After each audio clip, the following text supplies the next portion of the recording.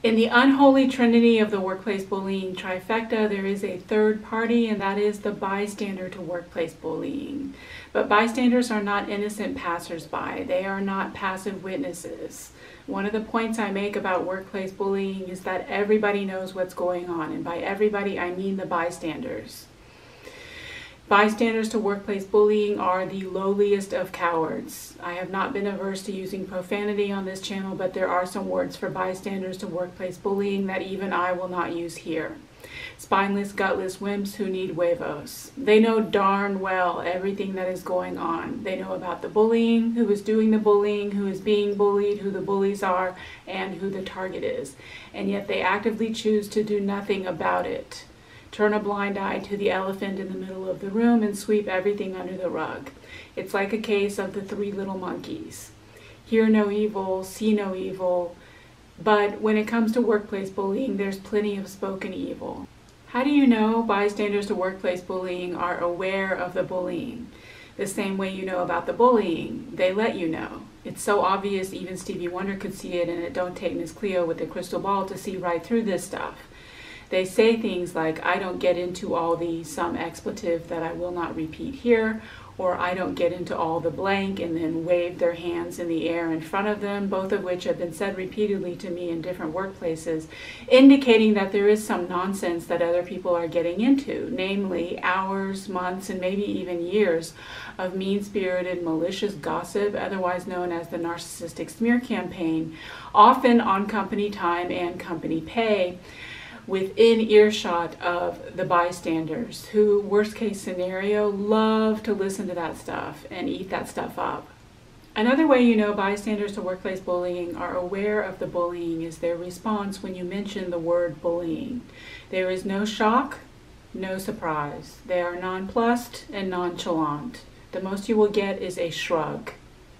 If you're a non-narcissist and non-bully and a sane, decent, normal, healthy human being and somebody mentioned the word bullying in your workplace, you would be beside yourself, gravely concerned, and say things like, what bullying? Who's bullying you?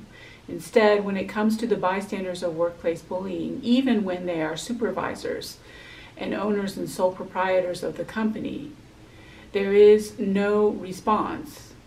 And that is because everybody already knows what's going on, but they don't want to get into all the nonsense. If bystanders to workplace bullying are aware of the bullying because they've been listening to gossip, which is a form of bullying, then why don't they do anything about it? Why don't they lift a finger to support, protect, or defend the target? Well, they really can't, and that's because of their emotional illiteracy.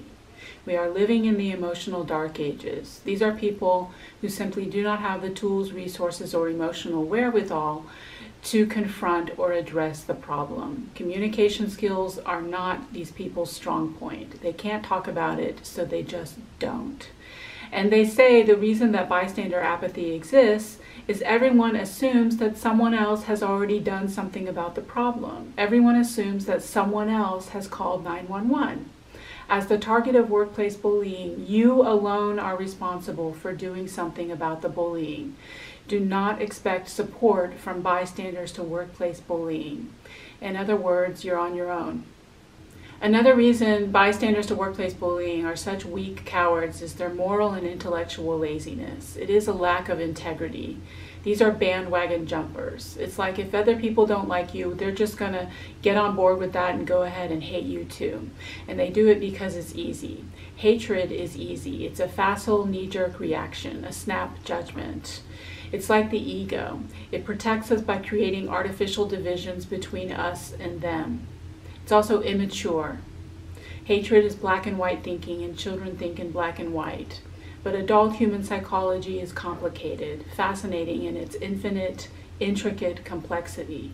People are nuanced, but bystanders to workplace bullying would rather hate an innocent person than do the real, deep, intellectual, and spiritual hard work of understanding, accepting, and embracing someone who is flawed, but still good. In other words, they're just stupid. Worst case scenario, some bystanders to workplace bullying may be so easily influenced by the narcissistic smear campaign that they become bullies themselves. That's the nature of corruption. A workplace bullying environment is toxic, full of some of the sickest, most disgusting pieces of crap you will ever meet in your life. And you know what they say, lie down with dogs, wake up with fleas. When we hang out with sick people, we get sick. And bystanders to workplace bullying are no exception. Bystanders to workplace bullying have compromised immune systems. They simply do not have the integrity, moral, ethics, or values to make the personal choice to fight that stuff off. They jump on the bullying bandwagon because they are weak, lazy, and stupid cowards. But I think there is something deeper going on here, and I think it goes way beyond emotional illiteracy or a lack of integrity. Something here has clearly been triggered. You can see in the responses from some of the bystanders to workplace bullying how visibly uncomfortable they are with the subject. They flinch and snort as though they're having an allergic reaction. Some of them may get violent and leave the room. They don't want to be there. When you mention bullying to some bystanders to workplace bullying, they make it clear that they do not want to hear it. It isn't that they can't talk about it, it's that they don't want to. And that's because it's a painful reminder to them of their own experiences of being abused and bullied.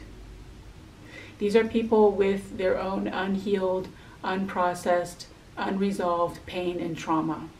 Worst case scenario, it also reminds them of what they really want to do to you themselves but can't bring themselves to for whatever reason. Unhealed trauma has a voice that is not generous. It's mean. It's like, well, I was abused and no one listened to me and no one believed me, so I'm not going to listen to you and I'm not going to believe you either. That is the best that you can expect from any bystander to workplace bullying. Again, you're on your own. Worst case scenario, some supervisors who are bystanders to workplace bullying may actually passively encourage the bullying by refusing to do anything about it. They sort of sit on their high horse and lord it over the workplace while the underlings beneath them squabble and bicker like the infantile, juvenile, immature, narcissistically entitled 3-year-old spoiled brats that workplace bullies really are. These supervisors are like bad parents who refuse to intervene in their children's conflicts and allow their children to be bullied or worse, be bullies, out of the misguided belief that abuse builds character. In much the same way, supervisors who are bystanders to workplace bullying may come to the conclusion that bullying is healthy competition that drives productivity and thus not only allow it but also actively promote it among the ranks. Bullying never helped anyone in the history of human civilization. Bullying does not build character. Bullying destroys lives. Bullying has the power to destroy not only the target, but also the entire organization. Bystanders to workplace bullying, biggest fear is that if they lift a finger to defend or protect or support the target in any way at all whatsoever, then they will be bullied next. Narcissists divide and conquer. They destroy their victim support networks because all abusers have to isolate their victims. So it is true that anyone seen defending the target will be lined up and targeted for attack as well. They become next on the list. Bystanders to workplace bullying are right about one thing. Indeed, they will be next, but not necessarily for the reason that they think. One of my theories about workplace bullying is that it is an actual literal physical addiction. I'm serious, I'm going to keep saying it until I see it in the DSM. Workplace bullies are addicted to bullying and they are addicted to the target. The ultimate goal of all workplace bullying is to eliminate the target from the workplace, but when workplace bullies do that, they effectively flush all their drugs down the toilet. Because they are addicts, workplace bullies have no choice but to turn around and target the nearest warm body. I wonder who bystanders to workplace bullying think that will be. If you are a target of workplace bullying and you have been eliminated from the workplace, then clutch your pearls, pop your popcorn, drive by and survey the carnage. As the shoe is on the other foot, the tables have turned, and all the people who never lifted a finger to defend, protect, and support you drop like flies. A workplace bullying environment has a demoralizing effect on bystanders, whether or not they themselves are bullied. When they witness what has been done to an innocent person who has been eliminated from the workplace for no reason, they say to themselves, I don't really want to work here anymore, and leave in short order. It's like a case of last man standing, like rats leaving a sinking ship, because when the proverbial stuff hits the fan, everybody gets dirty. It's like the Agatha Christie novel, And Then There Were None. It gets to the point that the only people left are the narcissist and their enablers. At some point, the people in charge wake up, survey the wreckage of a decimated workplace, and ask themselves what just happened. Workplace bullying targets the best and the brightest, not just in terms of work, but in terms of character too. When workplace bullies eliminate the target from the workplace, it's like somebody turned out all the lights. Narcissists have this uncanny ability to clean the place out. In service professions, for example, medicine, law, and especially education, there is an interesting third party in the workplace bullying triangle, and that's the clients. Clients are bystanders to workplace bullying too, and like all bystanders, they know everything that is going on. Discretion is not exactly a strong suit when it comes to narcissistic workplace bullies. These are not the most discreet people in the world. The worst of them actively bully the target in the immediate presence of the clients, and even go so far as to drag the clients into their narcissistic smear campaign and viciously gossip about the target with the clients. Some clients think the bullying is funny. Others are indifferent. Most are shocked, saddened, and horrified when they witness again what has been done to an innocent person who has been eliminated from the workplace for no reason. Again, workplace bullying targets the best and the brightest. When workplace bullies eliminate the target, clients lose the one service professional that they liked the most. They lose their favorite lawyer, their favorite nurse, their favorite teacher.